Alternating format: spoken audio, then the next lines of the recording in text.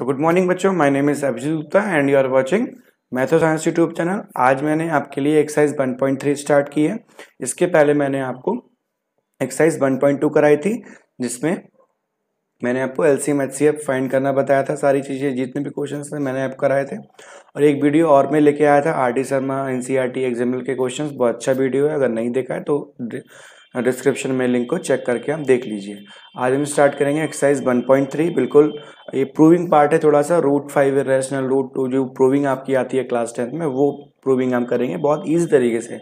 मैं पूरा ट्राई करूंगा, आपको समझाने की कोशिश करूंगा कि जितना जितना हो सके कि आपको ईजी तरीके से इजी लैंग्वेज में आपको समझाऊं। ठीक है, चलिए स्टार्ट करते हैं इस वीडियो को। Okay, let's start with the first question. Root 5 is irrational. इसको कैसे करते हैं? सबसे पहले हम इसको क्या करेंगे, इसको मान लेंगे, इसको मेथड ऑफ कंट्राडिक्शन से करते हैं। Method of contradiction. Method of contradiction क्या होता है कि अपनी ही जो बात हमने अज्यूम की है उसी को गलत साबित कर देना। मेथड ऑफ कंट्राडिक्शन अभी हम देखेंगे कैसे इसको यूज में लाएंगे। ठीक है, ओके। सबसे पहले हम जो रूट 5 दिया गया है इसको हम a अपॉन बी लिखेंगे, और a अपॉन बी जो है ये हमारी इंटीजर्स हैं। These are integers and a and b are coprime. ये को प्राइम नंबर है। को प्राइम नंबर वो होते हैं जिनका HCF 1 होता है। ठीक है, लाइक 5 हो गया, 7 हो गया, इनका HCF 1 होता है। ठीक है, उनको बोलते हैं को प्राइम। आप इसको नोट करिए अपनी कॉपी में। अब हम क्या करेंगे, यहाँ पे दो क्रॉस मल्टीप्लाई करेंगे। क्रॉस मल्टीप्लाई करने पे क्या मिलेगा, b root 5 is equals to a। b root 5 is equals to a। Now अब हम इसकी स्क्वायरिंग करेंगे। ये पूरा मेथड जो है स्क्रिप्टेड रहता है, मीन्स आपको एज इट इज एग्जाम में लिखना पड़ेगा, इसमें कोई चेंजेस नहीं करने होते हैं। जो एक हिसाब से समझो कि इसको लर्न ही करना आपको पड़ता है। जो भी मेथड समझाऊंगा उसको आपको ध्यान से समझना पड़ेगा और एक स्टेप मैं क्लियर करता जाऊंगा। ठीक है, अब इसकी दोनों तरफ स्क्वायरिंग करेंगे। यहां से क्या मिलेगा, तो क्या बन जाएगा, ये क्या बन जाएगा, B square into 5 is equals to A square. ठीक है, अब यहां से क्या लिखेंगे, 5 is a factor of A square. अगर 5 एक स्क्वायर का फैक्टर है तो क्या हो जाएगा यहाँ पे, ओके। अब यहां से अगर ये ए स्क्वायर का फैक्टर है तो हम क्या लिखेंगे यहाँ पे, 5 इज अ फैक्टर ऑफ ए। ये ए का भी फैक्टर होगा। ठीक है, अब हम क्या करेंगे, यहाँ पे ए को जो हमने लिया है, यहाँ पे ए को हम मानेंगे, let's say a is equals to any other number. Let's say a is equals to 5c, और c यहाँ पे क्या हो जाएगा, c is some integer. c is some integer, कोई भी नंबर हो सकता है। ठीक है, अब हम क्या करेंगे, a की जो वैल्यू है, put a is equals to 5c into, आप इसमें पुट कर दो फर्स्ट नहीं, इसको a मान लेते हैं। ठीक है, a में पुट कर दो तो ये a हो गया। ठीक है, इंटू ए, तो ये क्या बन जाएगा, B square into 5 is equals to 5c का होल स्क्वायर। ठीक है, तो यहां से क्या मिलेगा, B square dot 5 is equals to 25c square. अब ये कट हो जाएगा तो ये क्या हो गया, B square is equals to 5c square. अब यहां से हमें क्या मिला, यहां से क्या मिलेगा, 5 is a factor of 5 is a factor of B square. ठीक है, 5 is a factor of B square. B square का फैक्टर है तो लिखेंगे हम 5 is a factor of B also. B का भी फैक्टर होगा अगर बी स्क्वायर का फैक्टर है। तो ये हमारी इक्वेशन सेकेंड हो गई। Now we can see clearly over here from 1 and 2। 1 में देखो क्या है, 1 को देखो और 2 को देखो, दोनों को। यहाँ दोनों से क्लियर हमें ये हो रहा है कि 5 जो है, 5 इज अ, यहाँ पे हम नोट करेंगे, इसको मैं इरेज कर देता हूं।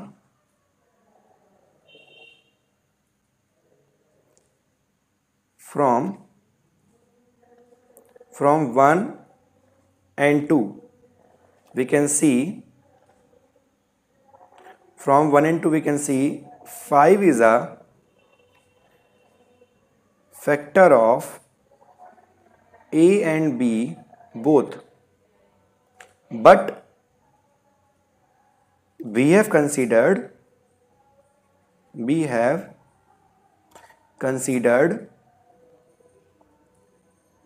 ए बी एज कोप्राइम, मतलब हमने इनको कोप्राइम माना है। कोप्राइम मतलब इसका कोई फैक्टर ना हो, मतलब फैक्टर सिर्फ 1 हो, 1 ही HCF हो। बट यहाँ पे क्या हुआ, कंट्राडिक्ट कर गया। हमने पहले क्या माना, ए और बी को कोप्राइम माना। देखो यहाँ पे मैंने माना था ऊपर, ये देखो यहाँ पे मैंने इसको कोप्राइम माना था, ठीक है। ये here you can see clearly, ये देखो मैंने इसको कोप्राइम माना था, ठीक है।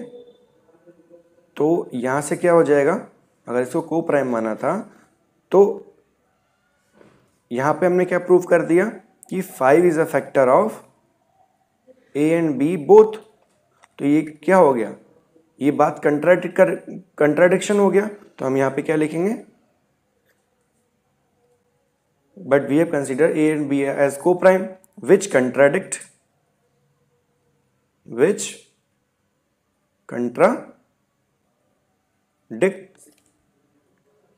तो यहां से क्या होगा, हम क्या लिखेंगे, so our assumption is wrong. जो हमने एज्यूम किया है वो हमारा एजम्पशन यहाँ पे रॉन्ग हो गया। Our assumption is wrong. Assume हमने क्या किया था, हमने रूट 5 को ए अपॉन बी माना, मतलब रैशनल नंबर माना था। Means root 5 is not rational, ये रैशनल नहीं है, ये तो एजम्पशन हमने माना था। अगर ये रैशनल नहीं है सो रूट 5 इज इररेशनल, ठीक है। ये कैसा नंबर हो गया, इररेशनल, ठीक है। थोड़ा सा मैंने कॉम्प्लिकेटेड लग रहा होगा, बट ऐसी बात नहीं है, ये पूरा डिट्टो आपको जब इसको 4 to 5 आप एक बार देखोगे या फिर समझोगे तो ये आपको बिल्कुल लर्न हो जाएगा, एज इट इज़ ऐसे ही लर्न हो जाएगा, ठीक है। आई होप आपको ये क्लियर हो गया होगा। चलिए इसका आप स्क्रीनशॉट ले लीजिए, इसकी मैं PDF भी आपको प्रोवाइड कर दूंगा। Fine, now we will see second question, 3 + √5। 3 + √5 ये कैसे प्रूव करेंगे। देखो इसका मेथड थोड़ा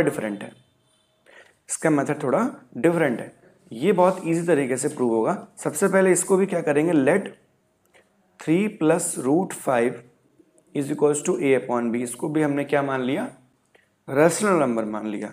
और यहाँ पे भी क्या लिखेंगे, ए बी आर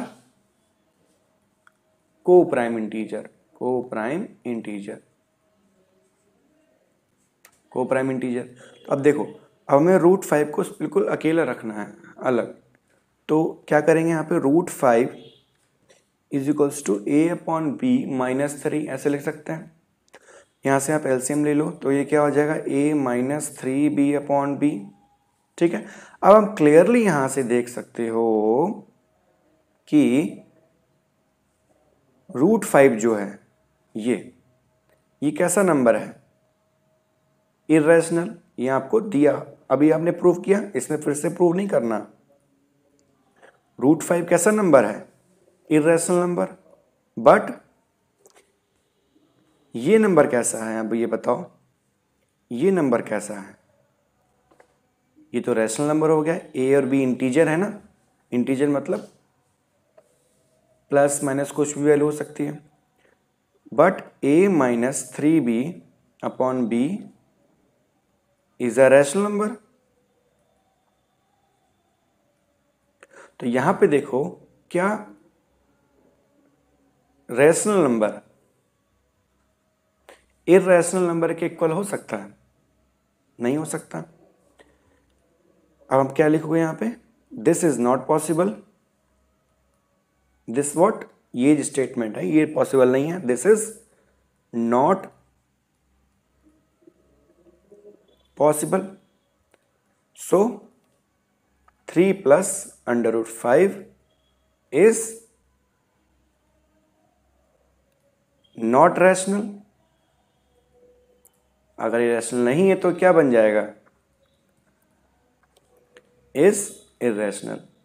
ऐसे ही क्वेश्चन आपको, इस टाइप के क्वेश्चन जो होते हैं, इस टाइप के क्वेश्चन वो आपको इसी तरीके से करने हैं। बिकॉज देखो इसमें क्या होता है ना कि अगर इंडिविजुअल अगर √5 दिया होता है, लाइक आपको यहाँ पे √5 इंडिविजुअल दे दे या √2 दे दे या √3 दे दे, कुछ भी आपका नंबर प्राइम नंबर इसके अंदर हो सकता है। तो अगर इंडिविजुअल आ रहा है, इस तरीके से आ रहा है, तो आपको बड़ी वाली प्रूविंग करनी जो मैंने फर्स्ट स्लाइड में कराई थी।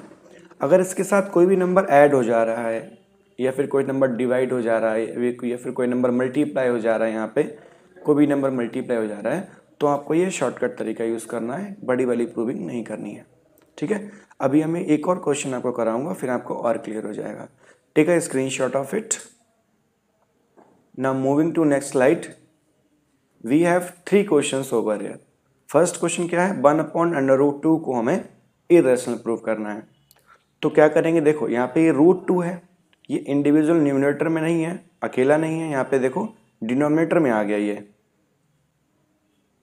ठीक है, ये डिनोमिनेटर में आ गया, तो इसको हम बड़ी वाली प्रूविंग जो अभी सीखी थी उससे नहीं करेंगे, शॉर्टकट तरीके से करेंगे। कैसे करेंगे, late 1/√2 is equal to a/b, इसको मान लो।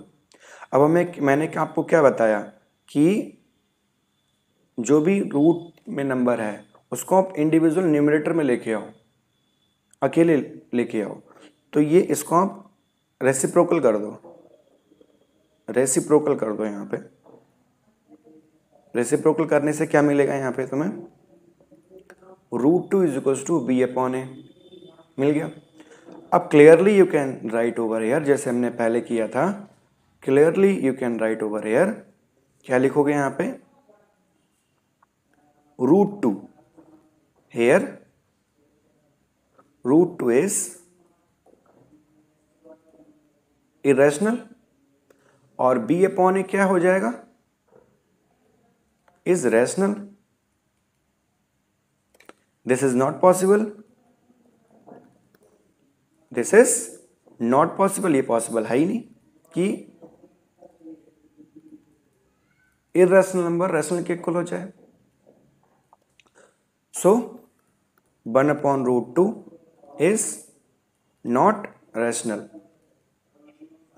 देखो मैं ये स्टेटमेंट क्यों लिख रहा हूं, ये वाला स्टेटमेंट जो है ये मैं क्यों लिख रहा हूं, ये बात थोड़े समझनी होगी। ये स्टेटमेंट क्यों लिख रहा हूं मैं, ये स्टेटमेंट इसलिए लिख रहा हूं क्योंकि हमने इसको पहले ही क्या मान रखा था, हमने पहले इसको रैशनल एज्यूम किया, इसलिए मैं बार बार स्टेटमेंट ही लास्ट में लिखता हूं। ठीक है, तो ये क्या हो जाएगा हमारा, लास्ट में क्या हो जाएगा, सो 1/√2 is 1/√2 is irrational. I hope it is very clear to you. अभी भी नहीं हुआ है तो एक और क्वेश्चन करते हैं, आपको बिल्कुल क्रिस्टल क्लियर हो जाएगा, विश्वास कीजिए मेरा। चलिए सेकंड क्वेश्चन देख लेते हैं, 7/5। 7/5 सबसे पहले क्या करेंगे, ठीक है सही कहा आपने बिल्कुल, 7/5 को a/b मान लेंगे। अब रूट में जो चीज़ है उसको हम अलग, बिल्कुल अलग रखेंगे। ठीक है, तो यहाँ पे हम √5 को यहाँ पे रोक लिया, तो ये हो जाएगा a/7b। ठीक है, अब डायरेक्ट आप क्या करोगे, यहाँ पे ये जो चीज़ है ये क्या है, is irrational and a/7b is rational. तो ये रैशनल हो गया, तो यहां पे so this is not possible, this is not possible, this is not possible. So 7/5 is not rational.